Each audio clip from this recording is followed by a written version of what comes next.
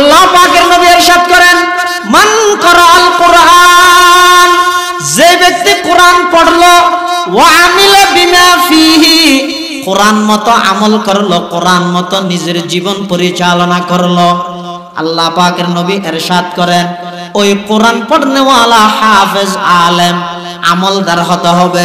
শুধু মান ক্বারাআল কুরআন হলে হবে না, ওয়া আমিলা বিমা ফিহি হতে হবে। আমলদার হাফেজ, আমলদার আলেমের পিতামাতা উভয়কে আল্লাহ পাক রব্বুল আলামিন কিয়ামতের দিবসে এমন একটা মুকুট পরিধান করাবে, তাজ পরিধান করাবে। আমার কথা নয়, রাসূল সাল্লাল্লাহু আলাইহি ওয়াসাল্লাম বলতেছেন, উলবিসা ওয়ালিদাহু তাজাই ইয়াউমাল কিয়ামা, কিয়ামতের ময়দানে ওই হাফেজ কোরআনদের পিতামাতা উভয়জনকে এমন এক মুকুট পরিধান করাবে যার আলো সূর্যের আলোর চেয়ে কোটি গুণ বেশি হবে। সুবহানাল্লাহ।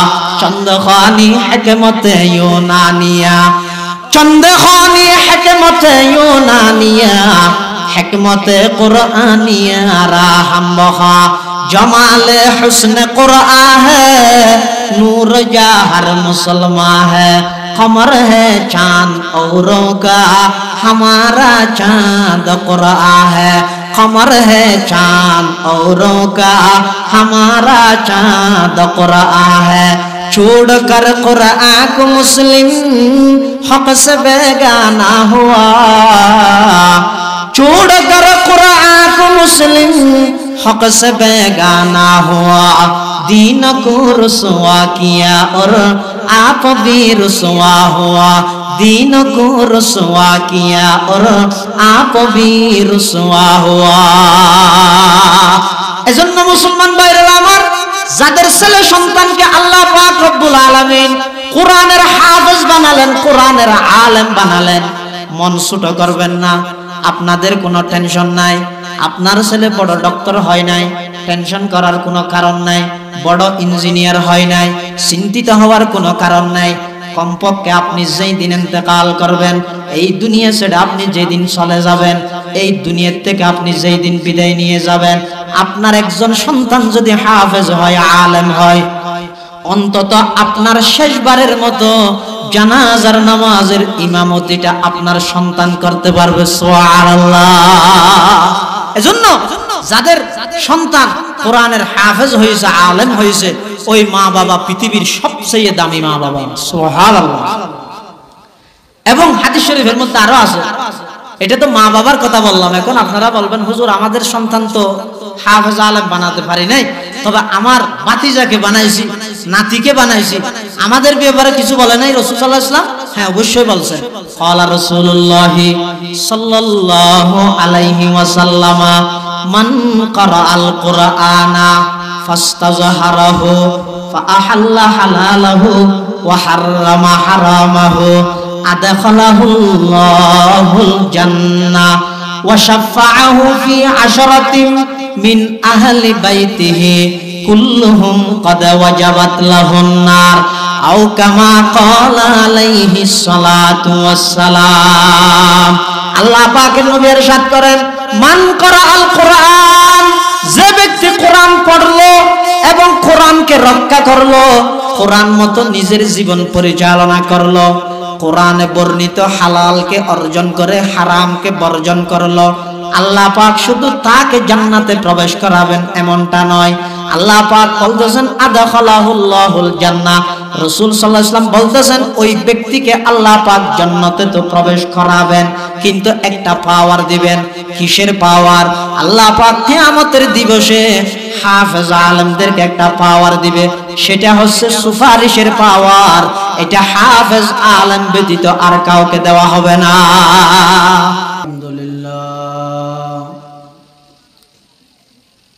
আলহামদুলিল্লাহি ওয়া কাফা ওয়া সালামুন আলা ইবাদিহিল্লাযীনা ইসতাফা।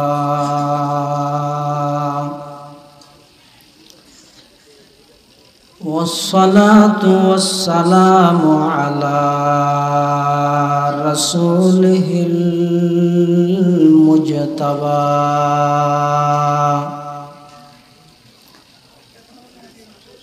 خصوصا على سيدنا محمد المصطفى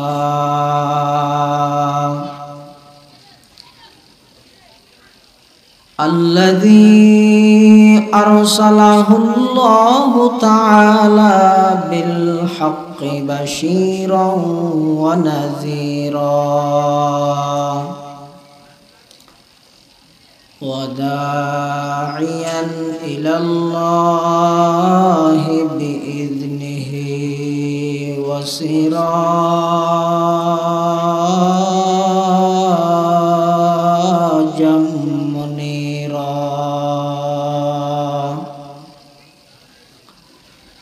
صلى الله تعالى عليه وعلى آله وأصحابه وبارك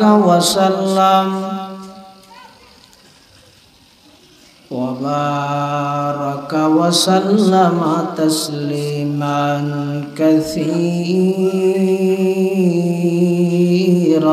كثيرا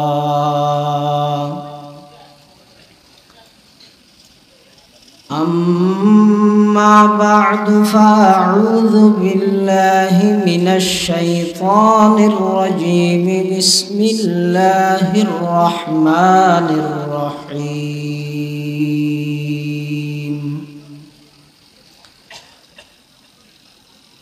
إنا نحن نزلنا الذكر وإنا له لحافظون صدق الله العظيم وقال سيدنا رسول الله صلى الله عليه وسلم تبرك بالقرآن فإنه كلام الله تعالى وخرج منه وقال سيدنا رسول الله صلى الله عليه وسلم من قرأ القرآن وعمل بما فيه ألبس والداه تاجا يوم القيامة ضوءه أحسن من ضوء الشمس لو كانت في بيوت الدنيا فما ظنكم بالذي عمل هذا أو كما قال عليه الصلاة والسلام سبحانك لا علم لنا إلا ما علمتنا إنك أنت العليم الحكيم رب زدني علما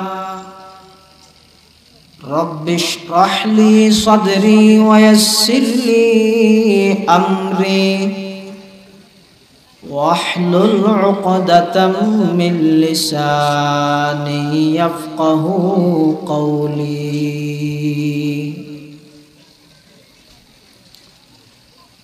या इलाही रोज शब तौफीक एहसान दे मुझे,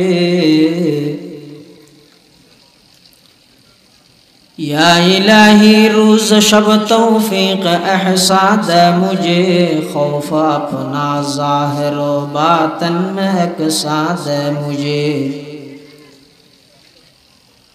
खौफ अपना ज़ाहिर व बातन में एकसा दे मुझे। हुब्ब सुन्नत या इलाही हुब्ब कुरान दे मुझे, निअमत दारैन आनी नूर ईमान दे मुझे,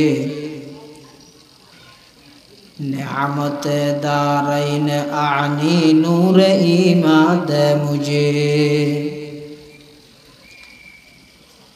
काम मेरा जिंदगी भर खिदमत कुरान हो,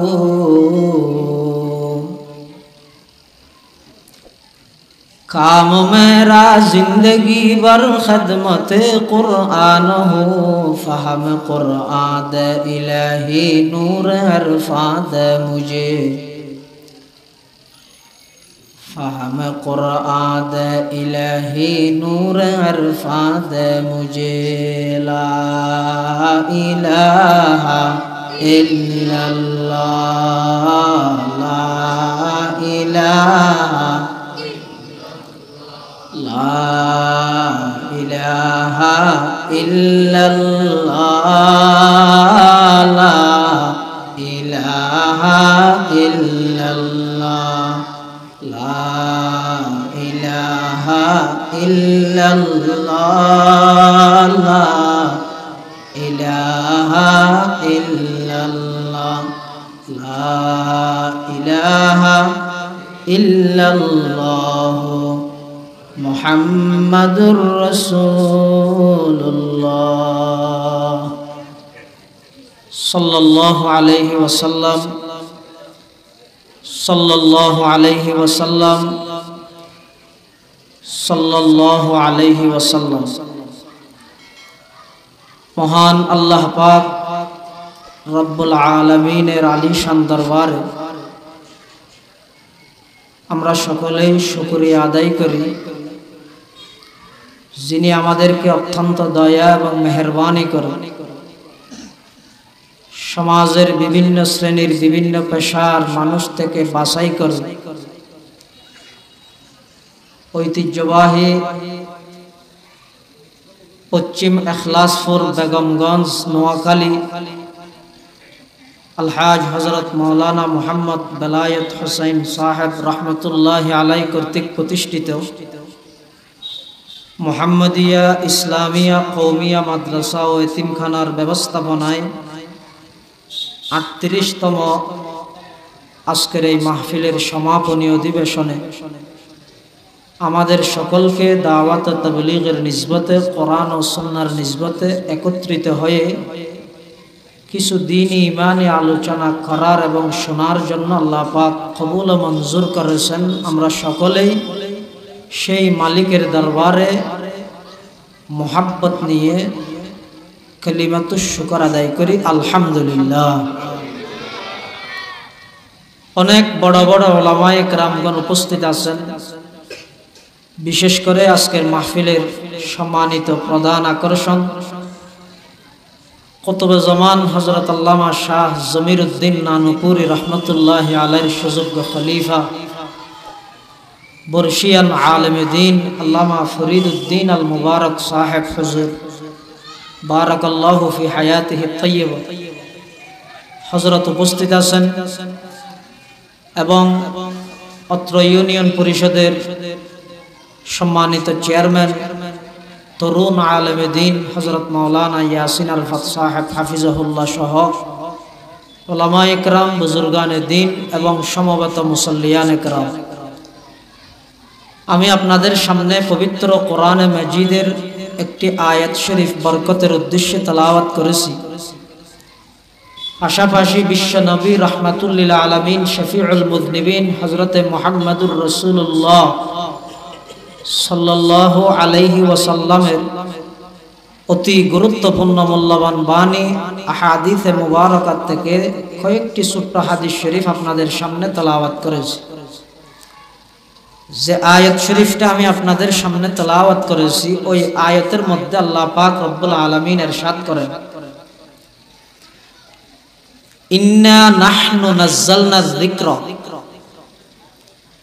নিশ্চয় নিশ্চয় এই জিকিরকে আমি আল্লাহ নিজেই অবতীর্ণ করেছি,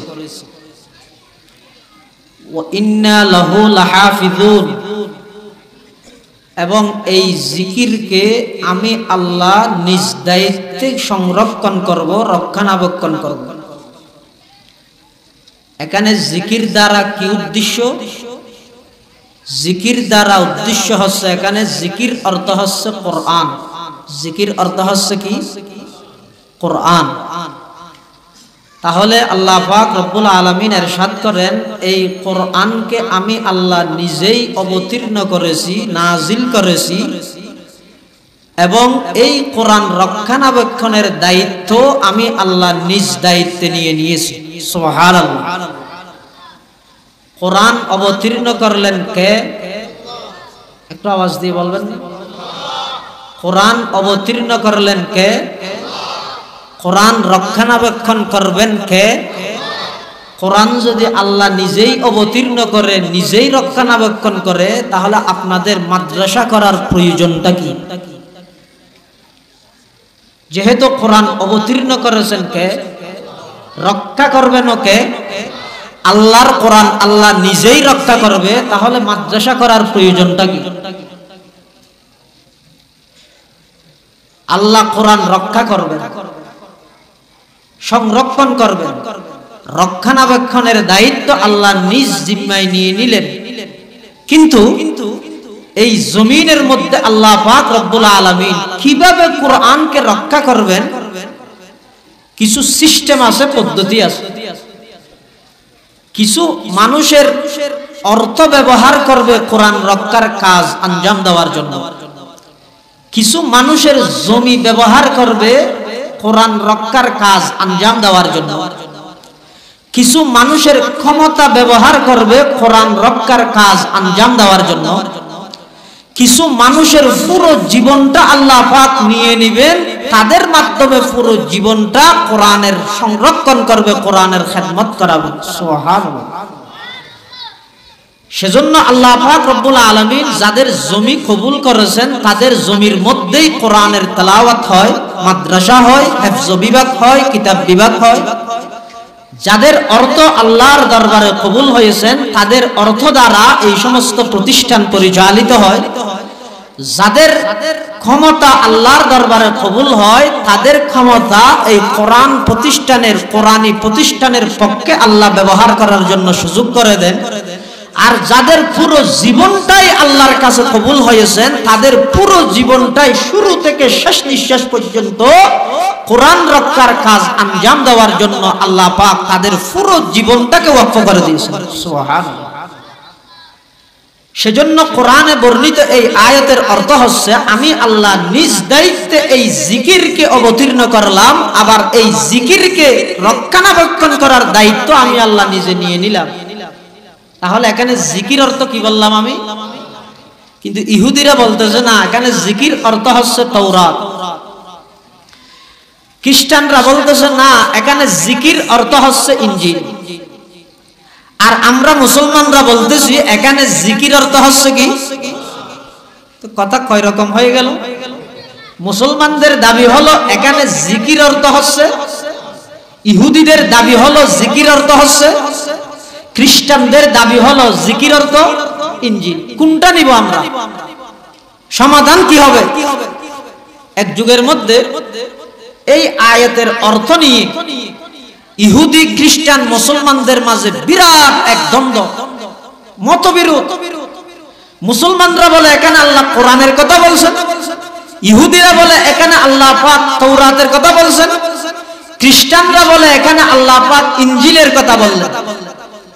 তাহলে ঠিক আছে, এখন মুনাজারা হোক, বাহাস হোক। বাহাস চিনেন তো? সেটা তো চিনারই কথা। আমরা বাঙালি জাতিরা হচ্ছে হুজুগি বাঙালি। যখন যেটা দেখি সেটা নিয়ে আমরা লাফাই, ফেসবুক গরম করি। এখন আর মাওলানা মামুনুল হকের খবর নাই, এখন আর মুফতি মাহমুদ হাসান গুনবীর খবর নাই, এখন শুধু বাহাস নিয়ে আস। বাহাস চিনেন? তর্ক বিতর্ক অনুষ্ঠান চিনেন? তর্ক অনুষ্ঠান, মুনাজারা, মুবাহাদা। ইহুদিদের দাবি এখানে জিকির অর্থ হচ্ছে, সবাই ভুলে গেলেন। খ্রিস্টানদের দাবি এখানে জিকির অর্থ, আর আমরা মুসলমানদের দাবি এখানে জিকির অর্থ কোরআন। বহস হবে, তর্ক অনুষ্ঠান হবে। মুসলমানদের পক্ষে থাকবে দারুল উলুম দেওবন্দ মাদ্রাসার প্রতিষ্ঠাতা, আয়াতুম মিন আয়াতিল্লাহ কাসিমুল উলুমি ওয়াল খায়রাত, হুজ্জতুল ইসলাম মাওলানা কাসেম নানুতুবি রাহমাতুল্লাহি আলাইহি। মাওলানা কাসেম নানুতুবি রাহমাতুল্লাহি আলাইহি মুসলমানদের পক্ষে কাসেম নানুতুবি এই কথা প্রমাণ করবেন, ইন্না নাহনু নাযালনা যিকরা ওয়া ইন্না লাহু লাহাফিজুন। আল্লাহ যে কোরআনের মধ্যে ইরশাদ করলেন, এই জিকিরকে আমি আল্লাহ অবতীর্ণ করেছি, এই জিকিরকে আমি আল্লাহই সংরক্ষণ করব, হেফাজত করব, রক্ষা করব। এখানে জিকির দ্বারা উদ্দেশ্য হচ্ছে কোরআন, সেই কথা প্রমাণ করবে মুসলমানদের পক্ষ হয়ে দেওবন্দ মাদ্রাসার প্রতিষ্ঠাতা মাওলানা কাসেম নানুতুবি রাহমাতুল্লাহ।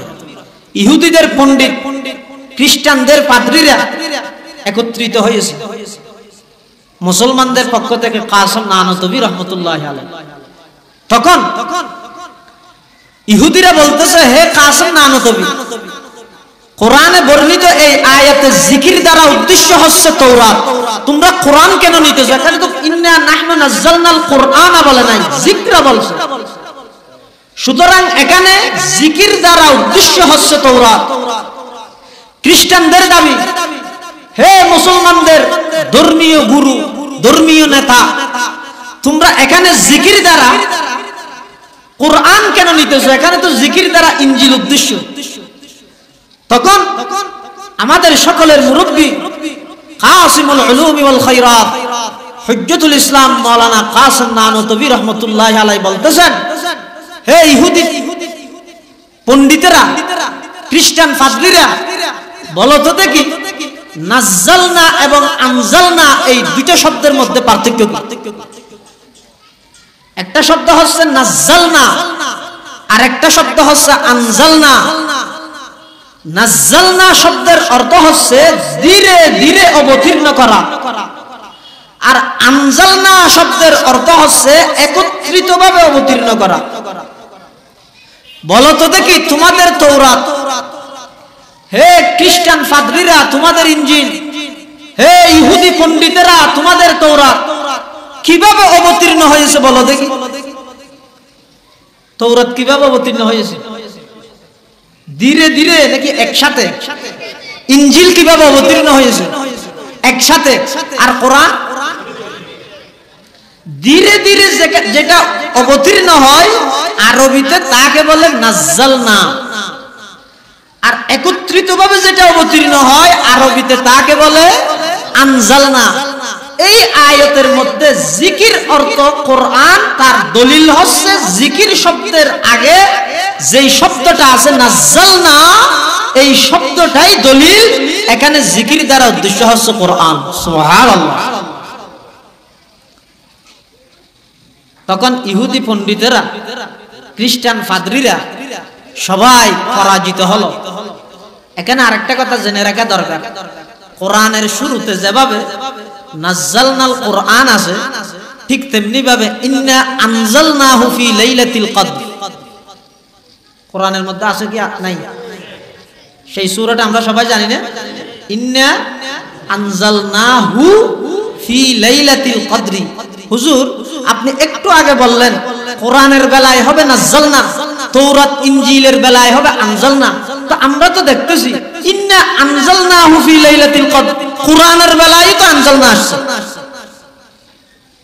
এর অর্থ হচ্ছে কোরআন আনজালনা যেখানে বলেছে সেখানে লোহে মাহফুজ থেকে প্রথম আসমানের মধ্যে একত্রিতভাবে অবতীর্ণ হয়েছিল। লাইলাতুল কদরে, কদরের রাত্রিতে একত্রিতভাবে আল্লাহ পাক এই কোরআনকে অবতীর্ণ করেছেন।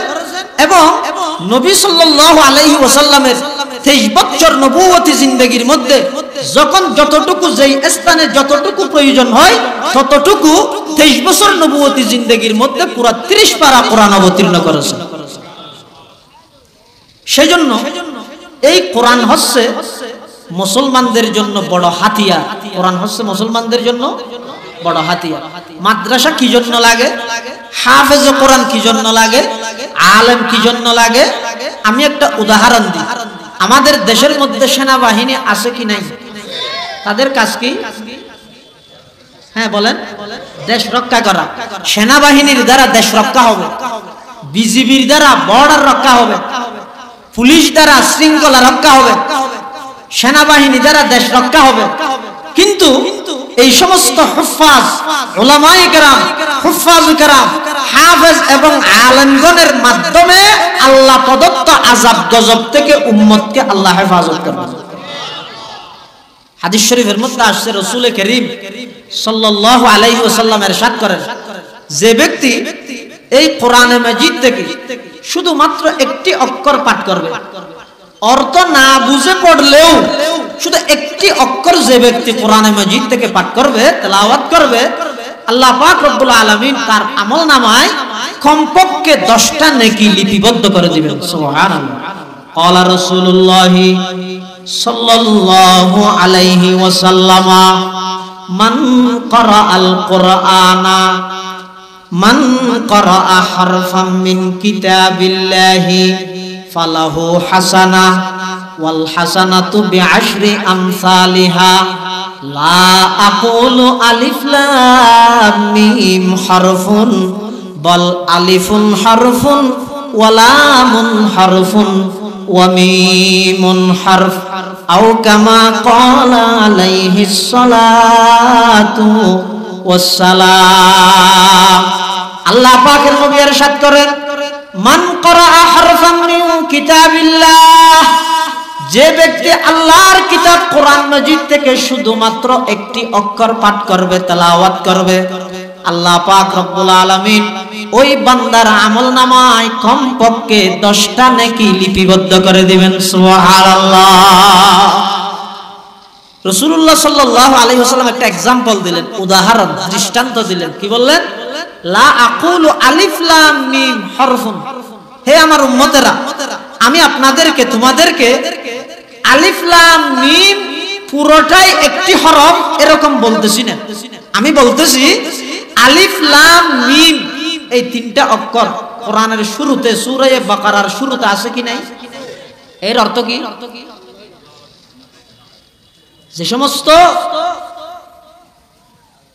বক্তাবা, আলোচক যারা বলে সাধারণ মানুষদেরকে ধোঁকায় ফেলার জন্য, সাধারণ মানুষদেরকে ধোঁকা দেওয়ার জন্য যারা বলে অর্থবিহীন, অর্থ না বুঝে কোরআন পড়ে কোনো লাভ নাই, এই কথা যারা বলবে, আমি তাদের কাছে জিজ্ঞেস করব, আলিফ লাম মিমের অর্থটা বলো দেখি।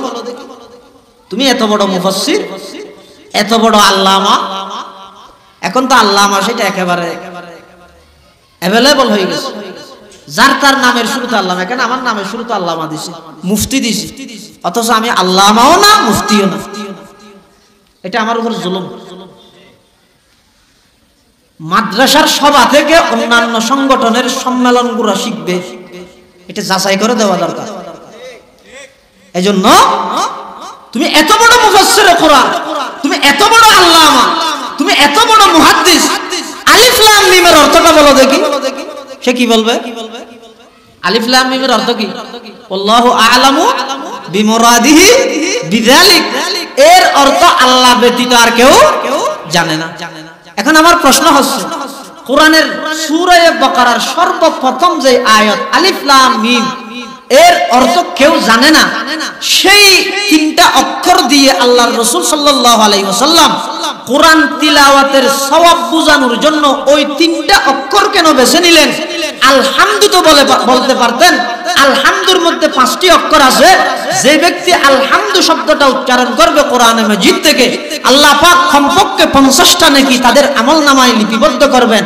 সেভাবে না বলে রাসূল সাল্লাল্লাহু আলাইহি ওয়াসাল্লাম আলিফ লাম মিম দিয়ে কেন উদাহরণ দিলেন? কিয়ামত পর্যন্ত আনেওয়ালা সমস্ত উম্মতদেরকে এই কথার দিকে ইঙ্গিত দেওয়ার জন্য, হে আমার উম্মতেরা, কোরআনে মাজিদের তিলাওয়াত এটা একটা মুস্তাকিল ইবাদত। কোরআনের তিলাওয়াত এটা নবুয়তের যেই 4টা বিশেষ উদ্দেশ্য, রাসূলুল্লাহ সাল্লাল্লাহু আলাইহি ওয়াসাল্লামকে যেই 4টা বিশেষ কাজ দিয়ে দুনিয়ার মধ্যে আল্লাহ পাক প্রেরণ করেছেন, তার মধ্যে সর্বপ্রথম হচ্ছে ইয়াতলু আলাইহিম আয়াতি। ইয়াতলু আলাইহিম আয়াতির অর্থ হচ্ছে বিশুদ্ধ কোরআনের তেলাওয়াত সমাজের প্রতিটি স্তরে বাস্তবায়ন করা। হে নবী, কোরআনের তরজমা, তাফসীর, বিশ্লেষণ, ব্যাখ্যা সব কিছু পরে আগে আপনার কাজ হচ্ছে আপনি শুধুমাত্র কোরআনের তেলাওয়াত করে মানুষদেরকে শোনান, কোরআনের তেলাওয়াত এমন একটা আকর্ষণীয় ইবাদত। আপনারা ইতিহাস জানেন, ওই মক্কার কাফেররা দিনের বেলায় যারা মানুষদেরকে কোরআনের তেলাওয়াত শোনা থেকে নিষেধ করত, ওই কাফেরের লিডার সরদাররা রাত্রিবেলায় লুকে লুকে রাত্রিবেলায় তারা রাসূলের কোরআনের তেলাওয়াত শুনতো। কোরআনের তেলাওয়াত অর্থ না বুঝেও যদি কেউ কোরআনের তেলাওয়াত করে সওয়াব হবে নাকি হবে না? এজন্য রাসূল করিম সাল্লাল্লাহু আলাইহি ওয়াসাল্লাম উদাহরণ দিতেছেন এমন এক তিনটা শব্দ দ্বারা, তিনটা অক্ষর দ্বারা, যে আলিফ লাম মিম, এই তিনটা অক্ষর এর অর্থ কেউ জানে না। অর্থ না বুঝলেও, অর্থ না জানলেও আল্লাহ যে কোরআনের তেলাওয়াতের মাধ্যমে প্রতিটি অক্ষরে 10টা করে নেকি দিবেন, সেটা রাসূলের এই হাদিস দ্বারা প্রমাণ হয়েছে কি হয় নাই? এজন্য আল্লাহর রাসূল বলতেছেন কোরআন নিজে তেলাওয়াত করলেও লাভ। কেমন লাভ? প্রতিটি অক্ষরে কত নেকি? 10 নেকি। এখন যারা কোরআনের তেলাওয়াত নিজেও করে এবং ছেলেদেরকে কোরআনের হাফেজ বানায়, তাদের ফজিলত কি?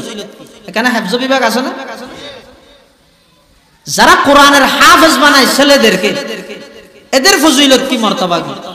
قال رسول الله صلى الله عليه وسلم من قرأ القرآن وعمل بما فيه ألبس والداه تاجا يوم القيامة زوءه أحسن من زوء الشمس لو كانت في بيوت الدنيا فما ظنكم بالذي عمل هذا أو كما قال আল্লাহ পাকের নবী ইরশাদ করেন, মান করাআল কুরআন, যে ব্যক্তি কোরআন পড়লো, ওয়া আমিলা বিমা ফিহি, কোরআন মতো আমল করলো, কোরআন মতো নিজের জীবন পরিচালনা করলো, আল্লাহ পাকের নবী ইরশাদ করেন ওই কোরআন পড়নেওয়ালা হাফেজ আলেম আমলদার হতে হবে। শুধু মান করাআল কুরআন হলে হবে না, ওয়া আমিলা বিমা ফিহি হতে হবে। আমলদার হাফেজ, আমলদার আলেমের পিতা মাতা উভয়কে আল্লাহ পাক রব্বুল আলামিন কিয়ামতের দিবসে এমন একটা মুকুট পরিধান করাবে, তাজ পরিধান করাবে। আমার কথা নয়, রাসূল সাল্লাল্লাহু আলাইহি ওয়াসাল্লাম বলতেছেন উলবিসা ওয়ালিদাহু তাজাই ইয়াউমাল কিয়ামা, কিয়ামতের ময়দানে ওই হাফেজ কোরআনদের পিতামাতা উভয়জনকে এমন এক মুকুট পরিধান করাবে যার আলো সূর্যের আলোর চেয়ে কোটি গুণ বেশি হবে। সুবহানাল্লাহ। চন্দ্রখানি হিকমতে ইউনানিয়া, চন্দ্রখানি হিকমতে ইউনানিয়া, হিকমতে কুরআনিয়া রাহম বখা, जमाले हुस्न कुरआन है, नूर जहर मुसलमान है, कमर है चांद औरों का, हमारा चांद कुरआन है, कमर है चांद औरों का, हमारा चांद कुरआन है। छोड़ कर कुरआन को मुस्लिम हक से बेगाना हुआ, छोड़ कर कुरआन को मुस्लिम हक से बेगाना हुआ, दीन को रुसवा किया और आप भी रुसवा हुआ, दीन को रुसवा किया और आप भी रुसवा हुआ। এজন্য মুসলমান ভাইরা আমার, যাদের ছেলে সন্তানকে আল্লাহ পাক রব্বুল আলামিন কোরআনের হাফেজ বানালেন, কোরআনের আলেম বানালেন, মন ছোট করবেন না। আপনাদের কোনো টেনশন নাই। আপনার ছেলে বড় ডক্টর হয় নাই, টেনশন করার কোনো কারণ নাই। বড় ইঞ্জিনিয়ার হয় নাই, চিন্তিত হওয়ার কোনো কারণ নাই। কমপক্ষে আপনি যেই দিন ইন্তেকাল করবেন, এই দুনিয়া ছেড়ে আপনি যেদিন চলে যাবেন, এই দুনিয়ার থেকে আপনি যেই দিন বিদায় নিয়ে যাবেন, আপনার একজন সন্তান যদি হাফেজ হয়, আলেম হয়, অন্তত আপনার শেষবারের মতো জানাজার নামাজের ইমামতিটা আপনার সন্তান করতে পারবে। সুবহানাল্লাহ। এজন্য যাদের সন্তান কোরআনের হাফেজ হয়েছে, আলেম হয়েছে, ওই মা বাবা পৃথিবীর সবচেয়ে দামি মা বাবা। সুবহানাল্লাহ।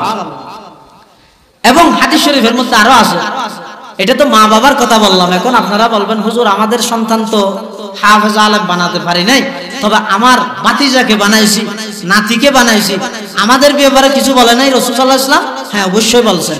ক্বালা রাসূলুল্লাহ সাল্লাল্লাহু আলাইহি ওয়াসাল্লাম মান ক্বারাআল কুরআনা ফাস্তাযহারাহু ফাআহাল্লা হালালাহু ওয়া হাররামা হারামাহু আদখালাহুল্লাহুল জান্নাহ ওয়া শাফাআহু ফি আশরাতিন মিন আহলি বাইতিহি কুল্লুহুম ক্বাদ ওয়াজাবাত লাহুন নার আও কামা ক্বালা আলাইহিস সালাতু ওয়াস সালাম। আল্লাহ পাকের নবী ইরশাদ করেন, মান ক্বারাআল কুরআন, যে ব্যক্তি কোরআন পড়লো এবং কোরআনকে রক্ষা করলো, কোরআন মতো নিজের জীবন পরিচালনা করলো, কোরআনে বর্ণিত হালালকে অর্জন করে হারামকে বর্জন করলো, আল্লাহ পাক শুধু তাকে জান্নাতে প্রবেশ করাবেন এমনটা নয়। আল্লাহ পাক বলতেছেন আদখালাহুল্লাহুল জান্নাহ। রাসূল সাল্লাল্লাহু আলাইহি ওয়াসাল্লাম বলতেছেন ওই ব্যক্তিকে আল্লাহ পাক জান্নাতে তো প্রবেশ করাবেন, কিন্তু একটা পাওয়ার দিবেন। কিসের পাওয়ার?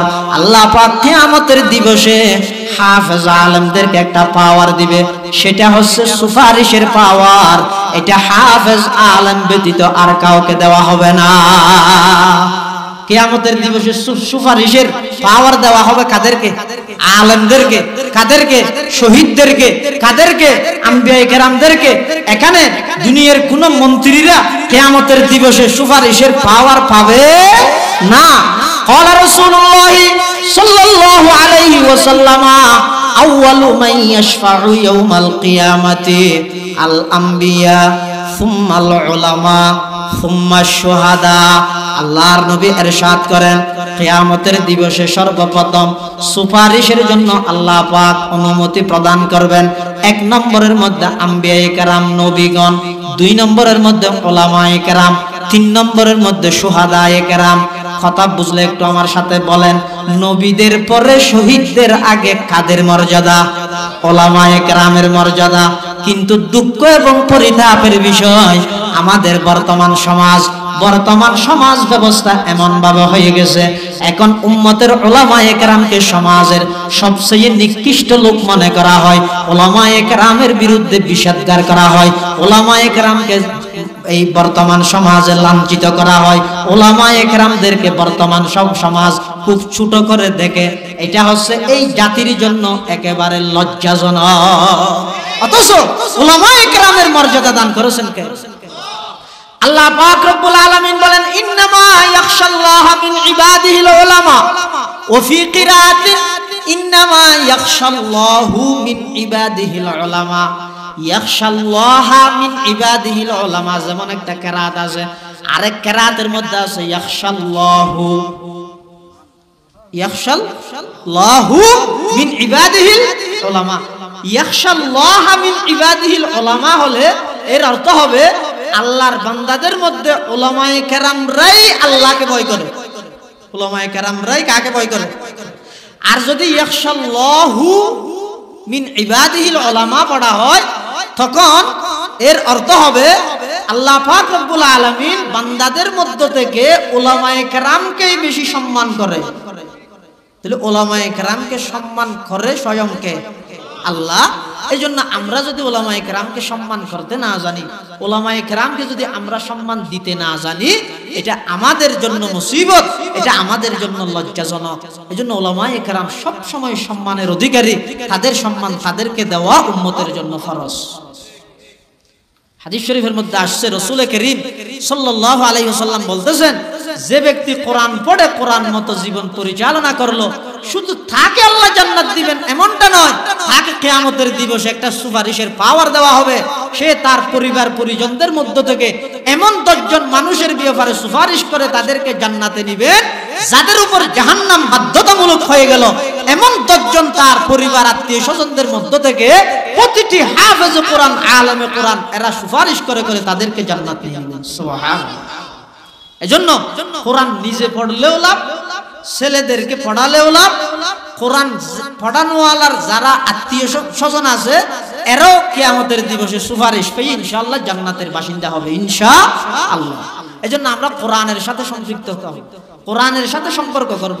কিভাবে কোরআনের সাথে সম্পর্ক করব? 4টা কাজ করব। কয়টা কাজ? 4টা। 1 নম্বর, নিজে কোরআনের তিলাওয়াত করব। 1 নম্বর 2 নম্বর ছেলে মেয়েদেরকে অন্তত প্রাথমিক শিক্ষাটা কোরআনে শিক্ষা দেবে, অন্তত প্রাথমিক শিক্ষাটা কোরআনে শিক্ষা দেবে। 3 নম্বর কোরআনিক যেই প্রতিষ্ঠানগুলো আছে ওই প্রতিষ্ঠানে সর্বাধিক সহযোগিতা করে প্রতিষ্ঠানগুলোকে আমরা চালু রাখবো। 4 নম্বর এই প্রতিষ্ঠানগুলোর পিছনে যারা মেহনত করতেছেন, দিনরাত পরিশ্রম করে আমার সন্তান আপনার সন্তানকে কোরআনের তালিম দিচ্ছেন, কোরআনের শিক্ষা দান করতেছেন উলামায়ে কেরাম, তাদেরকে আমরা মুহাব্বত করব, ইজ্জত করব, সম্মান করব। এই 4টা কাজ যদি আমরা করি তাহলে ওই কোরআনের হক আমরা আদায় করতে পারবো। তাও সামান্য হক, এমনি তো কোরআনের হক আদায় করা যাবে না। সামান্য কোরআনের হক আদায় করতে হলে 1 নম্বর নিজে তিলাওয়াত করতে হবে, 2 নম্বর ছেলে মেয়েদেরকে কোরআন তিলাওয়াত করাতে হবে, কোরআনের শিক্ষা দিতে হবে, 3 নম্বর কোরআনের যে প্রতিষ্ঠানগুলো আছে ওই প্রতিষ্ঠানের সহযোগিতা করে এই প্রতিষ্ঠানগুলো কায়েম রাখতে হবে, 4 নম্বর যারা ওই প্রতিষ্ঠানের মধ্যে দিনরাত পরিশ্রম করে কোরআনের শিক্ষা দিতেছেন, তালিম দিতেছেন, তাদেরকে মুহাব্বত এবং শ্রদ্ধা করতে হবে। কেন আমরা কোরআনকে মুহাব্বত করব, কোরআনের প্রতিষ্ঠানের সাথে সম্পর্ক রাখবো? এই কোরআন হচ্ছে ইমানদারের হাতিয়ার। সুবহানাল্লাহ। ইসলামের শুরুর যুগে রাসূল করিম সাল্লাল্লাহু আলাইহি ওয়াসাল্লাম সর্বপ্রথম যখন দাওয়াত দিতেছেন, এক পাশে আবু বকর আর এক পাশে ওমর, এরকম কেউ ছিল না, একাই একজন রাসূলুল্লাহ সাল্লাল্লাহু আলাইহি ওয়াসাল্লাম আল্লাহর পক্ষ থেকে যখন দায়িত্ব পেলেন, নবুয়তের দায়িত্ব পেলেন, তখন রাসূলুল্লাহ সাল্লাল্লাহু আলাইহি ওয়াসাল্লাম কোরআনে মাজিদের তেলাওয়াত করে করে শুধু মানুষদেরকে শোনায়, লোকদেরকে কোরআনের তেলাওয়াত শোনায়। ওই কোরআনের তেলাওয়াত শুনে শুনে মানুষ তো মুসলমান হয়েছে ঠিক, এমন ঘটনা আছে কোরআনে মাজিদের মধ্যে জিন্নাত পর্যন্ত, জিন জাতি পর্যন্ত রাসূলের তেলাওয়াত শুনে মুসলমান হয়ে গেছে। কোরআন শরীফের মধ্যে একটা সূরা আছে, সূরা জিন। কি সূরা? সূরা জিন। এই সূরাতুল জিন, এই সূরা জিনের শুরুর দিকে আল্লাহ পাক একটা ঘটনা বর্ণনা করতেছেন। একদা রাসূল করিম সাল্লাল্লাহু আলাইহি ওয়াসাল্লাম কোরআনে মাজিদের তিলাওয়াত করতেছেন। একদল জিন, জাতিগতভাবে তারা মানুষ নয়, তারা জিন, আবার ধর্মের দিক থেকে তারা মুসলমান নয়, তারা কাফের মুশরিক, তারা কাফের মুশরিক। তারা যখন রাসূল করিম সাল্লাল্লাহু আলাইহি ওয়াসাল্লামের জবানে মুবারকে কোরআনে মাজিদের তেলাওয়াত শুনলেন, সকলেই দাঁড়িয়ে গেলেন। দাঁড়িয়ে কি বললেন? ইন্না সামি'না কুরআনান আজাবা। সমস্ত জিন্নাতের দল আমার নবীর কোরআনে মাজিদের তেলাওয়াত শুনে তারা এক বাক্যে বলতে লাগলেন, মুহাম্মদ, আশ্চর্য ধরনের একটা কোরআন আমরা শুনলাম। সামি'না সিগায়ে জামা মুতাকাল্লিম, আমরা শুনলাম কুরআনান আজাবা, আশ্চর্য ধরনের কোরআন মুহাম্মদ আপনার জবান থেকে, আপনার মুখ থেকে আমরা শুনতে পেলাম। ইয়াহদি ইলার রুশদি, হেদায়েতের দিকে মানুষকে আকৃষ্ট করে, এরকম কোরআন আমরা আপনার জবান থেকে শুনলাম। মুহাম্মদ, আমাদের আর যাচাই করতে হবে না, আপনার জবানে কোরআন শুনে আমরা এই কথা বুঝে নিলাম আপনি সত্য নবী। আর যাচাই করতে হবে না, আপনার জবানে কোরআন শুনে আমরা এই কথা বুঝে নিলাম কোরআন শ্রেষ্ঠ কিতাব, আমাদের সকলের বুঝে আসছে আপনি শেষ নবী, সেটাও আমরা বুঝে নিলাম আপনার জবানে কোরআনে মাজিদের তেলাওয়াত শুনে। ফাআমান্না বি, মুহাম্মদ আপনার উভয় হাত আপনি আমাদের দিকে বাড়িয়ে দিন। আজকে এই মজলিসে, এই বৈঠকে আমরা আপনার হাত ধরে সবাই, আমরা জিন জাতিরা সবাই কলেমা পড়ে মুসলমান হয়ে যাব। লা ইলাহা ইল্লাল্লাহ, লা ইলাহা ইল্লাল্লাহ, লা ইলাহা ইল্লাল্লাহ, মুহাম্মাদুর রাসূলুল্লাহ সাল্লাল্লাহু আলাইহি ওয়াসাল্লাম। তাহলে বলুন তো দেখি, এখানে কোরআনের তেলাওয়াত শুনে মানুষ মুসলমান হয়েছে নাকি জিনরা পর্যন্ত কি হয়েছে? মুসলমান হয়েছে। ইসলামের দ্বিতীয় খলিফা, অর্ধ পৃথিবীর শাসক হযরতে, নামটা বলেন না, হযরতে উমর রাদিয়াল্লাহু তাআলা। এর ফরম নম্বর হচ্ছে 40। তারতিব নম্বর 2, ফরম নম্বর 40। মাদ্রাসা অনেক সময় ভর্তির সময় ছাত্র ভর্তি হয়, তার ফরম নম্বর থাকে 500, 150, কিন্তু পরীক্ষা দিয়ে সে এমন ভাবে ভালো রেজাল্ট করেছে তার তারতিব নম্বর রুল নম্বর হয়ে যায় 1, 2, 3, এরকম হয় কি হয় না? হযরত উমরের ফরম নম্বর হচ্ছে 40। এর অর্থ বুঝছেন আপনারা? অর্থাৎ সে 40 নম্বরের মুসলমান, কিন্তু তার রুল 2। একটা আবু বকর, তার রুল 2। হযরত উমর রাদিয়াল্লাহু তাআলা আনহু মুসলমান হয়েছে কোরআনের তেলাওয়াত শুনে। সুবহানাল্লাহ। মক্কার কাফেররা যখন তারা মশওয়ারা করতেছে, বৈঠক করতেছে কিভাবে মুহাম্মদকে দমন করা যায়, মুহাম্মদের এই দাওয়াতি মিশনকে কিভাবে চিরতরে বিলুপ্ত করা যায়, আমাদের একটা পদক্ষেপ গ্রহণ করতে হবে। হয়তো থাকে তো অনেক কিছু লোভ দেখাইলাম, ক্ষমতার লোভ দিলাম, নারীর লোভ দিলাম, টাকার লোভ দিলাম, সে তো একটাও গ্রহণ করে না। এখন কি করা যায়? তাকে হত্যা করে ফেলো। নাউজুবিল্লাহ। হয়তো এই কাজটা কে করতে পারে? হয়তো এই কাজটা করতে পারে মক্কার মধ্যে একজন লোক আছে, তার নাম হচ্ছে উমর ইবনুল খাত্তাব। তার নাম উমর, আব্বার নাম খাত্তাব। উমর ইবনুল খাত্তাবের দ্বারা মুহাম্মাদের এই কাজটা করা যাবে। মুহাম্মদকে যদি খুন করতে হয় তাহলে উমর ইবনুল খাত্তাবকে প্রয়োজন হবে। মক্কার কাফেররা বৈঠক করে সিদ্ধান্ত নিল, উমরকে ডাকালো। উমর এসে উপস্থিত। উমরকে বললেন, উমর, আমরা সিদ্ধান্ত করেছি তোমাকে একটা আমরা দায়িত্ব দিতে চাই, তুমি কি পারবে?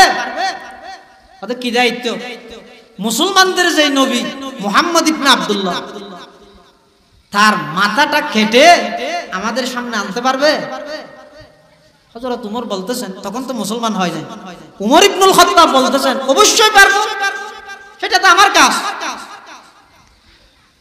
হযরত উমর রাদিয়াল্লাহু তাআলা আনহু তখনও ইসলাম গ্রহণ করে নাই।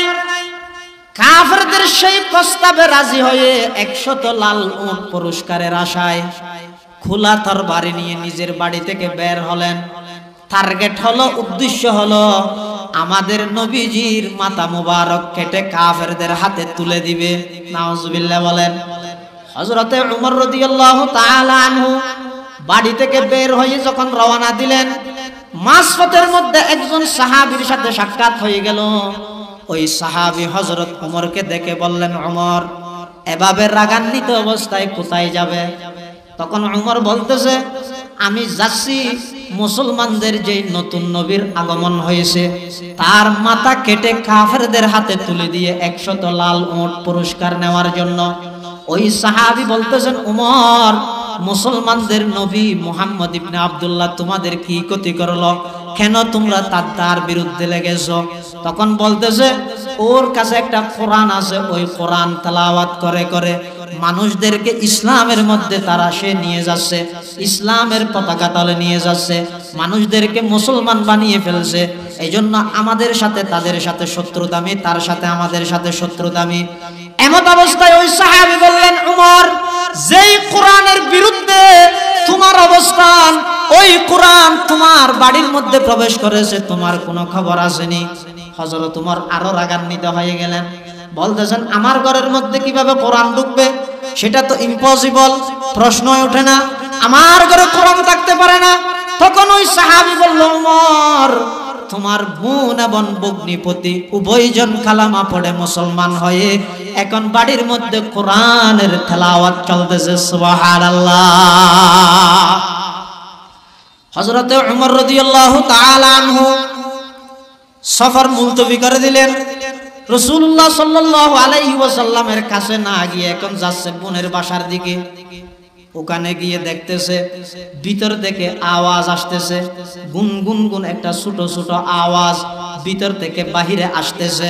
তখন ওই সময়ের মধ্যে সূরা তাহার তেলাওয়াত চলতেছে। তাহা মা আনজালনা আলাইকাল কুরআনা লিতাশকা ইল্লা তাযকিরাতাল লিমান ইয়াখশা তানজিলাম মান খালাকাল আরদা ওয়াস সামাওয়াতিল উলা আর রহমানু আলাল আরশি ইস্তাওয়া লাহু মা ফিস সামাওয়াতি ওয়া মা ফিল আরদি ওয়া মা বাইনাহুমা ওয়া মা তাহতাস সারা وَإِن تَجْهَرْ بِالْقَوْلِ فَإِنَّهُ يَعْلَمُ السِّرَّ وَأَخْفَى اللَّهُ لَا إِلَهَ إِلَّا هُوَ لَهُ الْأَسْمَاءُ الْحُسْنَى وَهَلْ أَتَاكَ حَدِيثُ مُوسَى إِذْ رَأَى نَارًا فَقَالَ لِأَهْلِهِ امْكُثُوا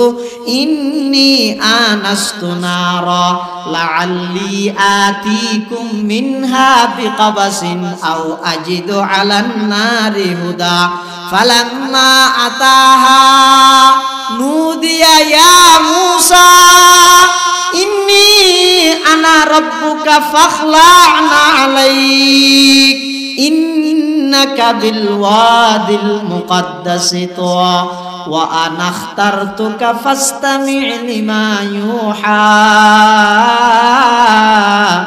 إِنَّنِي أَنَا اللَّهُ হযরতে উমর রাদিয়াল্লাহু তাআলা কোরআন মাজিদের সূরা তাহার তেলাওয়াত শুনে ভিতরে কম্পন শুরু হয়ে গেল। এটা কি শুনলাম হঠাৎ?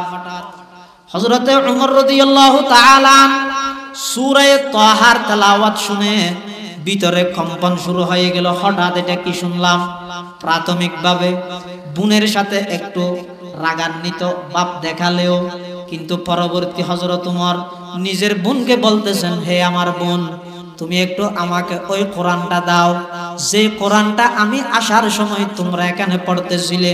তখন বোন বলতেছেন, না, ইন্নাহু লাকুরআনুন কারীম ফি কিতাবিম মাকনুন লা ইয়ামাসসুহু ইল্লাল মুতাহহারুন। হে আমার ভাই, এই কোরআন যে কেউ স্পর্শ করতে পারে না। এই কোরআন পবিত্র কোরআন।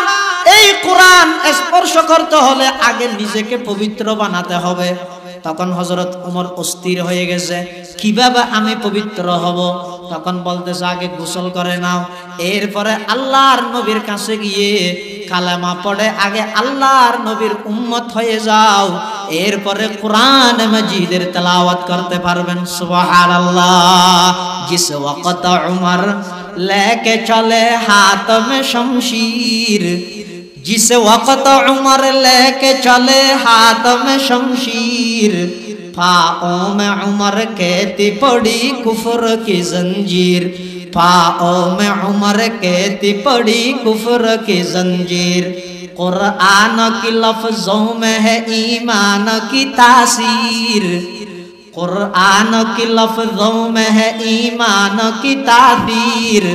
तोहा की जो आयात पड़ी होगी तफहीम, तोहा की जो आयात पड़ी होगी तफहीम। खत्ताब के बेटे हुए यूं साहिब तौफीक, और होगी ये सरकार दो आलम के बुगलगिर, और होगी ये सरकार दो आलम के बुगलगिर। क्या खूब है, क्या खूब है कुरान के फैजान के बाती, आई मोमिन करते रहो कुरान की बाती। जिस शख्स की औलाद हुए हाफिज कुरान, जिस शख्स की औलाद हुए हाफिज कुरान, महशर में मिलेगा उसे एक ताज दुरख्शा, महशर में मिलेगा उसे एक ताज दुरख्शा। जिस शख्स ने कुरान को सीने में बसाया, जिस शख्स ने कुरान को सीने में बसाया, फिरदौस मुअल्ला में मकान अपना बनाया, फिरदौस मुअल्ला में मकान अपना बनाया। 10 अहल जहन्नम की सिफारिश वो करेगा, 10 अहल जहन्नम की सिफारिश वो करेगा। फिर फिरदौस में लेकर वो उन्हें साथ चलेगा, फिरदौस में लेकर वो उन्हें साथ चलेगा। 10 ने किया हर हर्फ पे पाता है मुसलमान, 10 ने किया हर हर्फ पे पाता है मुसलमान। यूं काबिल सदरिश कहे हर हामिल कुरआन, यूं काबिल सदरिश कहे हर हामिल कुरआन। आई मोमिन करते रहो कुरआन की बाती, आई मोमिन करते रहो कुरआन की बाती। क्या खूब है कुरआन के फैजान की बाती, क्या खूब है कुरआन के फैजान की बाती। हजरत उमर রাদিয়াল্লাহু তাআলা বুনের বাড়ি থেকে রওনা দিলেন বিশ্বনবীর কাছে। তখন আল্লাহর রাসূল সাল্লাল্লাহু আলাইহি ওয়াসাল্লামের চতুর্পাশে সাহাবায়ে কেরামগণ উপস্থিত ছিলেন। সবাই অস্থির, উমর আসতেছে আমাদের নবীকে আক্রমণ করার জন্য। কিন্তু এদিকে আল্লাহর রাসূল সাল্লাল্লাহু আলাইহি ওয়াসাল্লাম আল্লাহর কাছে দোয়া করলেন, হে আল্লাহ, মক্কার 2 প্রভাবশালী শক্তিশালী ব্যক্তি, একজন হলো আবু জাহেল আর একজন হলো উমর ইবনুল খাত্তাব, এই 2 জনদের মধ্য থেকে কোনো একজনকে ইসলামের জন্য কবুল করে আপনি ইসলামকে শক্তিশালী করে দিন। হযরতে উমর রাদিয়াল্লাহু তাআলা আনহুর হকের মধ্যে এই দোয়াটা আল্লাহ কবুল করে নিলেন, সুবহানাল্লাহ। হযরতে উমর রাদিয়াল্লাহু তাআলা আনহু যখন আল্লাহর নবীর কাছে আসতেছেন, সাহাবায়ে কেরামরা বলতেছেন, ইয়া রাসূলুল্লাহ, ইয়া হাবিবাল্লাহ, উমর তো আসতেছে, আমরা প্রস্তুত হয়ে যাই তরবারি নিয়ে। আল্লাহর রাসূল বলতেছেন, না না, উমর আমাকে আক্রমণ করার জন্য আসতেছে না, উমরের আশা নেই। উমরের আশার মধ্যে আমি দেখতেছি নম্রতা, ভদ্রতা, বিনয়, তাওয়াজু। উমর আমাকে আক্রমণ করার জন্য আসতেছে না। হযরতে উমর রাদিয়াল্লাহু তাআলা আনহু আল্লাহর নবীর কাছে গিয়ে নিজেকে অর্পণ করে দিয়ে বললেন, ইয়া রাসূলুল্লাহ, ইয়া হাবিবাল্লাহ, আমি যখন ঘর থেকে বের হয়েছিলাম কাফেরদের পক্ষ থেকে 100 লাল উট পুরস্কার পাবো সেই আশা নিয়ে বের হয়েছিলাম। আপনার মাথা মুবারক কেটে তাদের হাতে তুলে দেব। ইয়া রাসূলুল্লাহ, ইয়া হাবিবাল্লাহ, মাসফতে আমি এমন একটা তেলাওয়াত শুনলাম, কোরআন মাজিদের তেলাওয়াত। ইয়া রাসূলুল্লাহ, এখন আমি নিজেকে আপনার কাছে সুপর্দ করে দিলাম। আজ থেকে উমর আপনার গোলাম হয়ে গেল।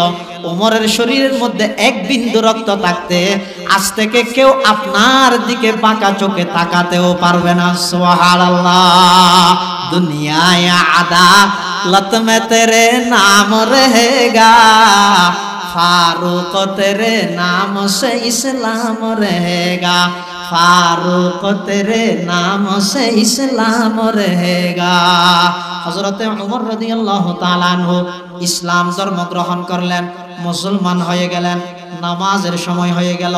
আল্লাহর নবী ঘোষণা দিলেন, হে আমার সাহাবীরা, তোমরা যে যেখানে আছো সবাই তোমরা নামাজের জন্য প্রস্তুত হয়ে যাও।